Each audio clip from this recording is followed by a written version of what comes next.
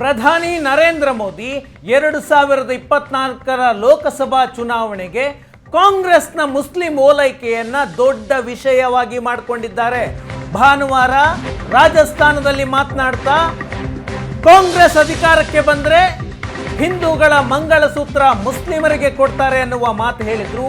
ಈಗ ಬೆಂಗಳೂರಿನಲ್ಲಿ ನಡೆದಂತಹ ಘಟನೆಯನ್ನ ಇಟ್ಕೊಂಡು ಕಾಂಗ್ರೆಸ್ನ ಓಲೈಕೆ ರಾಜಕಾರಣದ ವಿರುದ್ಧ ಮೋದಿ ಟೀಕೆ ಮಾಡ್ತಾ ಇದ್ದಾರೆ. ಕಾಂಗ್ರೆಸ್ ಆಡಳಿತದಲ್ಲಿ ಹನುಮಾನ್ ಚಾಲೀಸಾ ಕೇಳುವುದು ಅಪರಾಧ. ಕಾಂಗ್ರೆಸ್ನ ಮುಸ್ಲಿಂ ಓಲೈಕೆ ವಿರುದ್ಧ ನರೇಂದ್ರ ಮೋದಿ ಟೀಕಾ ಪ್ರಹಾರವನ್ನ ಮಾಡಿದ್ದಾರೆ.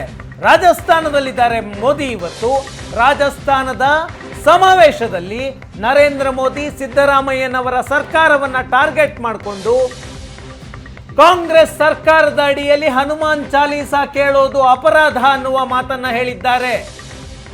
ಮಾರ್ಚ್ 17ನೇ ತಾರೀಕು ಬೆಂಗಳೂರಿನ ನಗರ್ತಪೇಟೆಯಲ್ಲಿ ಮುಕೇಶ್ ಸಿಂಗ್ ಅನ್ನುವ ವ್ಯಕ್ತಿಯ ಮೇಲೆ ಹಲ್ಲೆಯಾಗಿತ್ತು. ಹನುಮಾನ್ ಚಾಲೀಸಾ ಹಾಕಿದ್ದಕ್ಕೆ ಕೆಲವು ಮುಸ್ಲಿಂ ಯುವಕರು ಬಂದು ಹಲ್ಲೆ ಮಾಡಿದ್ರು. ಆ ಘಟನೆಯನ್ನ ಇವತ್ತು ಪ್ರಧಾನಿ ಮೋದಿ ರಾಜಸ್ಥಾನದ ಚುನಾವಣಾ ಪ್ರಚಾರದಲ್ಲಿ ಉಲ್ಲೇಖ ಮಾಡಿದ್ದಾರೆ. ಎಲ್ಲಿ ಕಾಂಗ್ರೆಸ್ ಸರ್ಕಾರ ಅಧಿಕಾರದಲ್ಲಿರುತ್ತೋ ಅಲ್ಲಿ ಹಿಂದೂಗಳ ಮೇಲೆ ಹಲ್ಲೆಯಾಗುತ್ತೆ.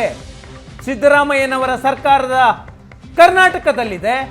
ಇಂತಹ ರಾಜ್ಯದಲ್ಲಿ ಹಿಂದೂಗಳ ಮೇಲೆ ಹನುಮಾನ್ ಚಾಲೀಸಾ ಹಾಕಿದ್ದಕ್ಕೆ ಹಲ್ಲೆ ನಡೀತಾ ಇದೆ. ಇದು ಕಾಂಗ್ರೆಸ್ನ ಓಲೈಕೆ ರಾಜಕಾರಣದ ಕಾರಣದಿಂದ ಈ ರೀತಿಯ ಘಟನೆಗಳು ನಡೀತಾ ಇದ್ದಾವೆ ಅಂತ ನರೇಂದ್ರ ಮೋದಿ ಆರೋಪವನ್ನ ಮಾಡ್ತಾ ಇದ್ದಾರೆ. ಜೊತೆಗೆ ರಾಜಸ್ಥಾನದಲ್ಲಿ ಕಾಂಗ್ರೆಸ್ ಸರ್ಕಾರ ಇತ್ತು, ಆಗ ರಾಮನವಮಿಯನ್ನ ಬ್ಯಾನ್ ಮಾಡಿತ್ತು.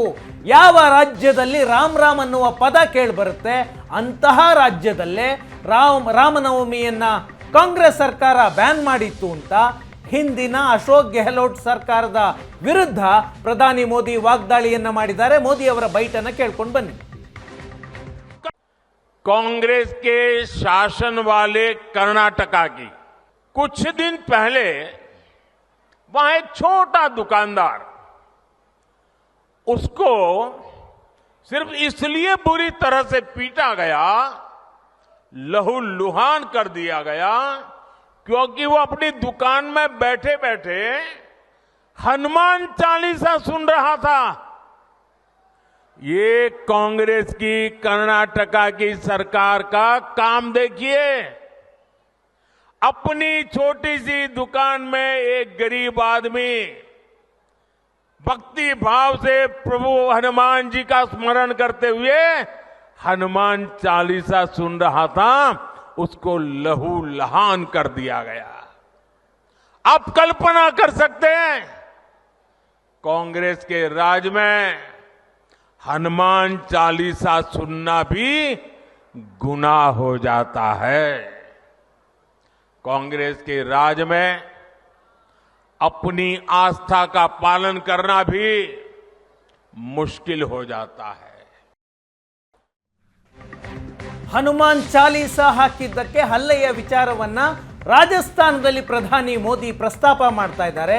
ಈ ವಿಷಯದ ಜೊತೆಗೆ ಮೋದಿ ಚುನಾವಣಾ ರ್ಯಾಲಿಯಲ್ಲಿ ಈ ದೇಶದ ಸಂಪತ್ತನ್ನ ಹಂಚಿಕೆ ಮಾಡ್ತೀವಿ, ಮರು ಹಂಚಿಕೆ ಮಾಡ್ತೀವಿ ಅಂತ ರಾಹುಲ್ ಗಾಂಧಿ ನೀಡಿದ್ದ ಹೇಳಿಕೆಯನ್ನು ಉಲ್ಲೇಖ ಮಾಡಿ ರಾಜಸ್ಥಾನದಲ್ಲಿ ಮತ್ತೊಮ್ಮೆ ಮಾತನಾಡಿದ್ದಾರೆ ಮಂಗಳಸೂತ್ರದ ಬಗ್ಗೆ.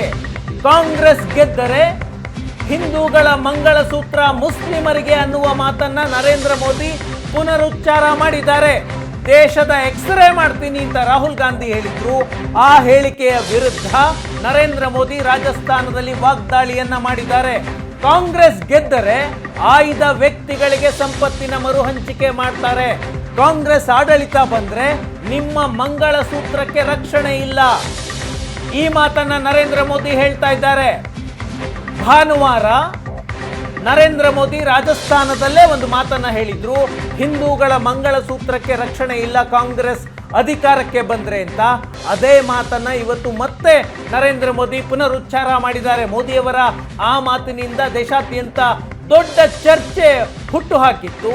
ಅದಾದ ನಂತರವೂ ಕೂಡ ಮೋದಿ ತಮ್ಮ ನಿಲುವನ್ನ ಮುಂದುವರಿಸಿದ್ದಾರೆ, ತಮ್ಮ ಹೇಳಿಕೆಯನ್ನ ಮುಂದುವರಿಸಿದ್ದಾರೆ. कांग्रेस वोट बैंक पॉलिटिक्स के दलदल में इतना धंसी हुई है कि उसे बाबा साहब के संविधान की भी परवाह नहीं है। और आपको पता होगा, उन्होंने मैनिफेस्टो में तो लिखा है कि आपकी संपत्ति का सर्वे करेंगे, हमारी माताओं बहनों के पास जो स्त्री धन होता है, जो मंगलसूत्र होता है। अभी परसों जब मैं राजस्थान आया था तो मेरा एक 1.5 मिनट का भाषण, 90 सेकंड का भाषण, कि कांग्रेस वोट बैंक पॉलिटिक्स के दलदल में इतना धंसी हुई है कि उसे बाबा साहब के संविधान की भी परवाह नहीं है। और आपको पता होगा, उन्होंने मैनिफेस्टो में तो लिखा है कि आपकी संपत्ति का सर्वे करेंगे, हमारी माताओं बहनों के पास जो स्त्री धन होता है, जो मंगलसूत्र होता है, उसका सर्वे करेंगे। और फिर उनके एक नेता ने तो भाषण में कहा, एक्सरे किया जाएगा, एक्सरे किया जाएगा। मतलब आपके घर में अगर बाजरे के अंदर डिब्बे में भी कुछ रखा है तो वो भी एक्सरे करके खोजा जाएगा। दीवार में कहीं रखा है तो उसको भी एक्सरे करके खोजा जाएगा। पूरा एक्सरे करने वाले की घोषणा की है और उनके नेता ने पब्लिकली कहा है। और फिर आपकी सारी संपत्ति, जरूरत से ज्यादा जो भी होगा वो उनका कब्जा करेगी उनकी सरकार, कहते हैं, और फिर लोगों को बांट देंगे। अगर आपके पास 2 घर है, यहां गांव में घर है, और बच्चों के लिए आपने जयपुर जोधपुर में अगर एक छोटा फ्लैट। ರಾಹುಲ್ ಗಾಂಧಿ ಏಪ್ರಿಲ್ 7ನೇ ತಾರೀಕು ಹೈದರಾಬಾದ್ನಲ್ಲಿ ತಮ್ಮ ಪಕ್ಷದ ಪ್ರಣಾಳಿಕೆಯನ್ನ ಲಾಂಚ್ ಮಾಡುವ ಸಂದರ್ಭದಲ್ಲಿ ಒಂದು ಮಾತನ್ನ ಹೇಳಿದ್ರು. ಈ ದೇಶದಲ್ಲಿ 90% ಹಿಂದುಳಿದವರು, ದಲಿತರು, ಅಲ್ಪಸಂಖ್ಯಾತರಿದ್ದಾರೆ, ಅವರಿಗೆ ಈ ದೇಶದ ಸಂಪತ್ತನ್ನ ಹಂಚಿಕೆ ಮಾಡ್ತೀವಿ, ಅಂಥದ್ದೊಂದು ಕ್ರಾಂತಿಕಾರಿ ನಿರ್ಣಯವನ್ನ ನಾವು ಅಧಿಕಾರಕ್ಕೆ ಬಂದ್ರೆ ತೆಗೆದುಕೊಳ್ತೀವಿ ಅಂತ ರಾಹುಲ್ ಗಾಂಧಿ ಹೇಳಿದ್ರು. ರಾಹುಲ್ ಗಾಂಧಿಯವರ ಹೇಳಿಕೆಯ ವಿರುದ್ಧ ನರೇಂದ್ರ ಮೋದಿ ಭಾನುವಾರ ರಾಜಸ್ಥಾನದಲ್ಲಿ ಕಾಂಗ್ರೆಸ್ ಅಧಿಕಾರಕ್ಕೆ ಬಂದ್ರೆ ಹಿಂದೂಗಳ ಸಂಪತ್ತನ್ನ ಕಿತ್ತು ಮುಸ್ಲಿಮರಿಗೆ ಕೊಡ್ತಾರೆ ಅಂತ ಪರೋಕ್ಷವಾದ ಹಿಂಟನ್ನ ಕೊಟ್ಟಿದ್ರು. ಯಾರು ಹೆಚ್ಚು ಮಕ್ಕಳನ್ನ ಹೊಂದುತ್ತಾರೋ, ಯಾರು ಈ ದೇಶಕ್ಕೆ ನುಸುಳಿದ್ದಾರೋ, ನುಸುಳುಕೋರರಿಗೆ ನಿಮ್ಮ ಸಂಪತ್ತನ್ನ ಹಂಚ್ತಾರೆ. ಈ ಮಾತನ್ನ ಹೇಳಬೇಕಾದ್ರೆ ನರೇಂದ್ರ ಮೋದಿ ಮನಮೋಹನ್ ಸಿಂಗ್ ಅವರು 2006ರಲ್ಲಿ ಕೊಟ್ಟಂತಹ ಒಂದು ಹೇಳಿಕೆಯನ್ನ ಉಲ್ಲೇಖ ಮಾಡಿದ್ರು. ಈ ದೇಶದ ಸಂಪತ್ತಿನ ಮೇಲೆ ಮೊದಲ ಅಧಿಕಾರ ಮುಸ್ಲಿಮರಿಗೆ ಇದೆ ಅನ್ನುವ ಮನಮೋಹನ್ ಸಿಂಗ್ ಅವರ ಹೇಳಿಕೆಯನ್ನ ಉಲ್ಲೇಖ ಮಾಡಿದ್ರು. ಈಗ ಇವತ್ತು ನರೇಂದ್ರ ಮೋದಿ ಮತ್ತೆ ಅದೇ ವಿಚಾರವನ್ನ ಹೇಳ್ತಾ ಇದ್ದಾರೆ. ನಾನು 90 ಸೆಕೆಂಡ್ನ ಸತ್ಯ ಹೇಳಿದ್ದಕ್ಕೆ ಕಾಂಗ್ರೆಸ್ ಮತ್ತು ಇಂಡಿಯಾ ಕೂಟ ತತ್ತರಿಸಿ ಹೋಗಿದೆ ಅಂತ ಇವತ್ತು ನರೇಂದ್ರ ಮೋದಿ ಮಾತನಾಡ್ತಾ ಇದ್ದಾರೆ. ಜನರ ಮುಂದೆ ಸತ್ಯ ಇಟ್ಟಿದ್ದಕ್ಕೆ ಕಾಂಗ್ರೆಸ್ ಇಕ್ಕಟ್ಟಿಗೆ ಸಿಲುಕಿದೆ. ಕಾಂಗ್ರೆಸ್ನ ಸಂಪತ್ತಿನ ಮರುಹಂಚಿಕೆ ಅಸ್ತ್ರದ ವಿರುದ್ಧ ನರೇಂದ್ರ ಮೋದಿ ವಾಗ್ದಾಳಿಯನ್ನ ಮುಂದುವರಿಸಿದ್ದಾರೆ. ಕಾಂಗ್ರೆಸ್ ನಿಮ್ಮ ಸಂಪತ್ತನ್ನ ಕಿತ್ತು ಅವರಿಗೆ ಬೇಕಾದವರಿಗೆ ಕೊಡುತ್ತೆ. ಕಾಂಗ್ರೆಸ್ನ ವೋಟ್ ಬ್ಯಾಂಕ್ ರಾಜಕೀಯದ ಸತ್ಯವನ್ನ ನಾನು ನಿಮ್ಮ ಮುಂದಿಟ್ಟಿದ್ದೇನೆ. ಕಾಂಗ್ರೆಸ್ ಮತ್ತು ಅವರ ಬಳಗಕ್ಕೆ ನನ್ನ ಹೇಳಿಕೆ ಮೆಣಸಿನಕಾಯಿ ಹಿಟ್ಟಂತಾಗಿದೆ. ನರೇಂದ್ರ ಮೋದಿ ಅವರು ಹೇಳ್ತಿರುವಂತಹ ಮಾತಿದು. ಸತ್ಯ ಹೇಳಿದ್ದಕ್ಕೆ ಮೋದಿಯನ್ನ ಈ ಜನ ಬೈತಾ ಇದ್ದಾರೆ. ನರೇಂದ್ರ ಮೋದಿಯವರ ಭಾನುವಾರದ ಹೇಳಿಕೆಯ ನಂತರ ಮೋದಿ ವಿರುದ್ಧ ಕಾಂಗ್ರೆಸ್ ಮತ್ತು ಕಾಂಗ್ರೆಸ್ ಮಿತ್ರ ಪಕ್ಷಗಳು ಟೀಕೆಯನ್ನ ಮಾಡ್ತಾ ಇದ್ರು. ಆ ವಿಷಯವನ್ನ ಮೋದಿ ಪ್ರಸ್ತಾಪ ಮಾಡ್ತಾ ಇದ್ದಾರೆ. ಇಷ್ಟು ದಿನ ಕಾಂಗ್ರೆಸ್ ತನ್ನ ನೀತಿಯನ್ನ ಮುಚ್ಚಿಟ್ಕೊಂಡಿತ್ತು. ಅವರ ಹಿಡನ್ ಅಜೆಂಡಾನ್ನ ನಾನು ಬಿಚ್ಚಿಟ್ಟಿದ್ದೇನೆ ಅಂತ ಕಾಂಗ್ರೆಸ್ನ ವಿರುದ್ಧ ನರೇಂದ್ರ ಮೋದಿ ವಾಗ್ದಾಳಿ ಮಾಡಿದ್ದಾರೆ. ಇದರ ಜೊತೆಗೆ ನರೇಂದ್ರ ಮೋದಿ ಕಾಂಗ್ರೆಸ್ ಮತ್ತು INDIA ಒಕ್ಕೂಟಕ್ಕೆ ಒಂದು ಸವಾಲು ಹಾಕಿದ್ದಾರೆ. ಧೈರ್ಯ ಇದ್ರೆ ಹೋರಾಟ ಮಾಡಿ, ನಾನು ರೆಡಿ ಇದ್ದೀನಿ ಅಂತ ಕಾಂಗ್ರೆಸ್ ಮತ್ತು INDIA ಕೂಟಕ್ಕೆ ನರೇಂದ್ರ ಮೋದಿ ಸವಾಲು ಹಾಕಿದ್ದಾರೆ ರಾಜಸ್ಥಾನದ ಸಮಾವೇಶದಲ್ಲಿ. परसों जब मैं राजस्थान आया था तो मेरा एक 1.5 मिनट का भाषण 90 सेकंड का भाषण और मैंने कुछ सत्य देश के सामने रखा और पूरी कांग्रेस और इंडी गठबंधन में ऐसी भगदड़ मची है, ऐसी भगदड़ मची है। मैंने सत्य रखा देश के सामने। कांग्रेस आपकी संपत्ति छीनकर उनके खास लोगों को बांटने की गहरी साजिश रचकर बैठी है। 2-3 दिन पहले मैंने कांग्रेस की इस वोट बैंक की राजनीति, तुष्टीकरण की राजनीति का पर्दाफाश किया था। इससे कांग्रेस और उसको सिस्टम में उनको इतनी मिर्ची लगी है, इतनी मिर्ची लगी है कि वो हर तरफ गालियां देने में टूट पड़े। जो आए वो मोदी को गाली दे रहा है। मैं कांग्रेस से जानना चाहता हूं, आखिर कांग्रेस सच्चाई से इतना डरती क्यों है? कांग्रेस क्यों अपने नीतियों को ऐसे छिपाने में लगी है?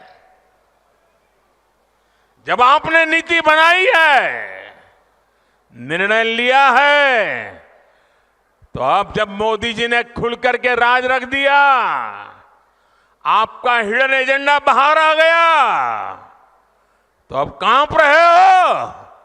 अरे हिम्मत है तो स्वीकार करो, हम आपसे मुकाबला करने के लिए तैयार। ರಾಹುಲ್ ಗಾಂಧಿ ಹೈದರಾಬಾದ್ನಲ್ಲಿ ಮಾತನಾಡುವಾಗ ಇಡೀ ದೇಶದ ಸಂಪತ್ತು ಯಾವ ಸಂಸ್ಥೆಗಳ ಬಳಿ, ಯಾವ ವ್ಯಕ್ತಿಯ ಬಳಿ ಇದೆ, ಇಡೀ ದೇಶದ ಸಂಪತ್ತಿನ ಎಕ್ಸ್ರೇ ಮಾಡಿಬಿಡ್ತೀವಿ, ಯಾವ ಸಮುದಾಯಕ್ಕೆ, ಯಾವ ಜಾತಿಗೆ, ಯಾವ ಧರ್ಮದವರಿಗೆ ಎಷ್ಟು ಸಿಗಬೇಕೋ ಅಂತಹ ಕ್ರಾಂತಿಕಾರಿ ನಿರ್ಧಾರವನ್ನು ಮಾಡ್ತೀವಿ ಅಂತ ರಾಹುಲ್ ಗಾಂಧಿ ಹೇಳಿದರು. ರಾಹುಲ್ ಗಾಂಧಿಯವರ ಹೇಳಿಕೆಯ ನಂತರ ಇಷ್ಟೆಲ್ಲ ದೊಡ್ಡ ಮಟ್ಟದ ವಾಗ್ದಾಳಿಯನ್ನು ಮೋದಿ ಮಾಡ್ತಾ ಇದ್ದಾರೆ. ರಾಹುಲ್ ಗಾಂಧಿ ಅವತ್ತು ಏನು ಹೇಳಿದ್ರು ಕೇಳ್ಕೊಂಡು ಬನ್ನಿ. 90% आबादी की इस देश में हिस्सेदारी है ही नहीं। किसी को चोट लगती है तो पहला काम डॉक्टर कहता है एक्सरे कराओ। एक्सरे से सच्चाई दिख जाती है, एक्सरे के बाद डॉक्टर सही निर्णय ले सकता है। इसीलिए हमने वायदा किया है कि जैसे ही हमारी सरकार आएगी, जो हमने तेलंगाना में किया, जाति जनगणना को हम पूरे देश में इंप्लीमेंट कर देंगे। देश का एक्सरे कर देंगे, दूध का दूध, पानी का पानी हो जाएगा। पिछड़े वर्ग को, दलितों को, आदिवासियों को, गरीब जनरल कास्ट के लोगों को, माइनॉरिटीज को पता लग जाएगा कि इस देश में उनकी भागीदारी कितनी है। इसके बाद हम फाइनेंशियल और इंस्टीट्यूशनल सर्वे करेंगे। ये पता लगाएंगे हिंदू किसके हाथों में है, कौन से वर्ग के हाथ में है। और इस ऐतिहासिक कदम के बाद हम क्रांतिकारी काम शुरू करेंगे। जो आपका हक बनता है वो हम आपके लिए, आपको देने का काम करेंगे। चाहे वो मीडिया हो, ब्यूरोक्रेसी हो, हिंदुस्तान की सब संस्थाएं हो, वहां